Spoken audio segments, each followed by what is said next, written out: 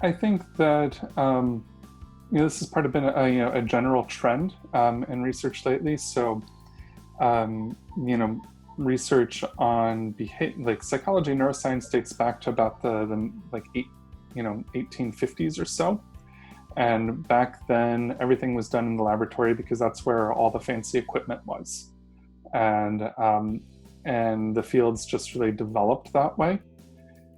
But and then also, the population studied how came as a consequence, right? So something like 90% of all research subjects are university students in North America, and that's because that's where a great deal of the research is done. Um, and then the kids, as Ethan was saying, are generally going to be living in the area. But it doesn't have to be that way, right?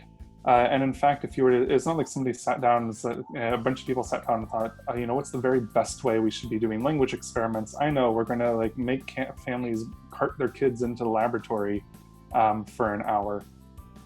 And that's a terrible way of doing the research. It's just that, once upon a time was the only option. Now we have lots of other options, right? So we're talking about, a time in which there wasn't telecommunications, right? There wasn't a way of, everybody staying home but still participating in the research. I think if we were sitting down to design, the field right now, we design it a very, very different way, and probably everything would be like KidTalk, except for the occasional exception that involved bringing people into the laboratory. We're obviously not starting right now, and there's a lot of institutional inertia, right? So we know how to run studies in the laboratory. We have, over 150 years of experience with it, and paradigms that were developed with that in mind. And sort of rethinking how we do research is hard. That's something that we've been doing, and part of why I'm excited about this project.